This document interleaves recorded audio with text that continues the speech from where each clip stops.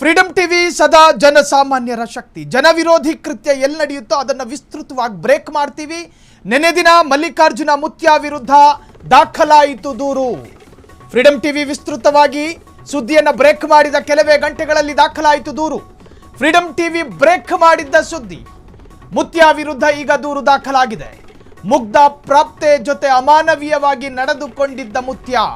ಮಲ್ಲಿಕಾರ್ಜುನ ಮುತ್ಯ ಆತನ ವಿಡಿಯೋ ಕೂಡ ಸೋಷಿಯಲ್ ಮೀಡಿಯಾದಲ್ಲಿ ವೈರಲ್ ಆಗಿತ್ತು. ಜನಾಕ್ರೋಶಕ್ಕೆ ಕಾರಣವಾಗಿದ್ದ ವಿಡಿಯೋ ಅದು. ಮಕ್ಕಳ ಆಯೋಗದಿಂದ ಸ್ವಯಂ ಪ್ರೇರಿತ ದೂರು ದಾಖಲಾಗಿದೆ. ಮಲ್ಲಿಕಾರ್ಜುನ ಮುತ್ಯ ವಿರುದ್ಧ ದಾಖಲಾಯಿತು ದೂರು. ಫ್ರೀಡಂ ಟಿವಿ ಬ್ರೇಕ್ ಮಾಡಿದ ಬೆನ್ನಲ್ಲೇ ಮುತ್ಯ ವಿರುದ್ಧ ದೂರು ದಾಖಲಾಗಿದೆ. ಮಕ್ಕಳ ಆಯೋಗ ದೂರನ್ನು ಸ್ವಯಂ ಪ್ರೇರಿತವಾಗಿ ದಾಖಲು ಮಾಡ್ಕೊಂಡಿದೆ. ನೋಡಿ, ಆತ ವಾತ್ಸಲ್ಯದಲ್ಲಿ ಮುಟ್ಟಿದ್ನೋ ಅಥವಾ ಆಸೆಯಲ್ಲಿ ಮುಟ್ಟಿದ್ನೋ ಅದನ್ನು ವಿಜೃಂಭಣೆಯಿಂದ ಹೇಳ್ತಿಲ್ಲ. ಒಂದು ಮಗುರಿ ಆ ವಿಡಿಯೋವನ್ನು ನಾವು ತೋರಿಸೋದಕ್ಕಾಗೋದಿಲ್ಲ. ನಾಗರಿಕ ಸಮಾಜ ಅದನ್ನು ನೋಡೋದಕ್ಕೂ ಕೂಡ ಸಾಧ್ಯ ಇಲ್ಲ. ಹೃದಯ ದುರ್ಬಲ ಇದ್ದವರು ಹೆದರ್ತಾರೆ. ಆ ಸಣ್ಣ ಪ್ರಾಯದ ಹೆಣ್ಣು ಮಗಳ ಕುತ್ತಿಗೆಯನ್ನ ತನ್ನ ಸೈತಾನ್ನಂತಹ ಕೈಗಳಲ್ಲಿ ಬಿಗಿಯಾಗಿ ಹಿಡ್ಕೊಂಡು ಎತ್ತಿ ಮಂಚಕ್ಕೆ ಹಾಕ್ತಾನೆ. ಅಷಡ್ಡಾಳ. ಕೇಸ್ ಬೇಕಾದ್ರೆ ಹಾಕೊಳ್ಳಿ.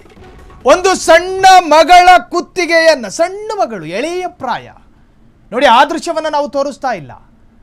ಆ ಸಣ್ಣ ಮಗಳ ಕುತ್ತಿಗೆಯನ್ನ ಮುಷ್ಟಿಯಲ್ಲಿ ಬಿಗಿಯಾಗಿ ಹಿಡ್ಕೊಂಡು ಎತ್ತಿ ಮಂಚಕ್ಕೆ ಬಿಸಾಕ್ತಾನೆ. ಇದು ಈತನ ಸ್ಟೈಲ್ ಅಂತೆ.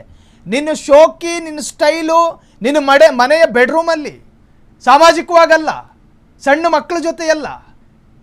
ಸರಿ, ನಿನ್ನ ಉದ್ದೇಶ ಕೆಟ್ಟದಾಗಿರಲಿಲ್ಲ, ಅಶ್ಲೀಲ ಅಸಹ್ಯವಾಗಿರಲಿಲ್ಲ, ಆದರೆ ಆ ಮಕ್ಕಳ ಕುತ್ತಿಗೆಯನ್ನು ಬಿಗಿಯಾಗಿ ಹಿಡಿಯೋದಕ್ಕೆ ಅಧಿಕಾರ ಕೊಟ್ಟವ್ರು ಯಾರು?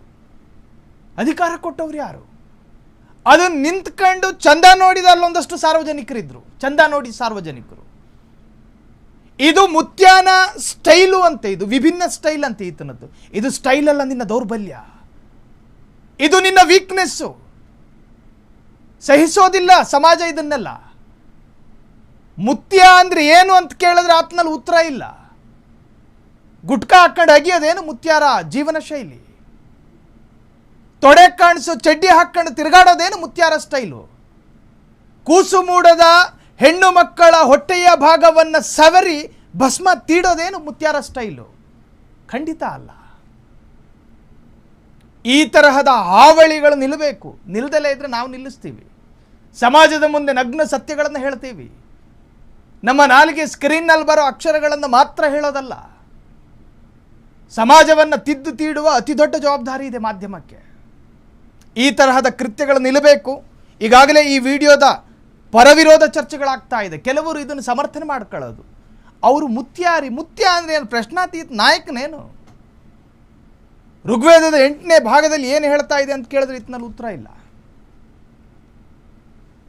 ಕ್ಷಣ ಕ್ಷಣದ ಸುದ್ದಿಗಳಿಗಾಗಿ ಫ್ರೀಡಂ ಟಿವಿ ಸಬ್ಸ್ಕ್ರೈಬ್ ಮಾಡಿ, ಲೈಕ್ ಮಾಡಿ ಹಾಗೂ ಫಾಲೋ ಮಾಡಿ.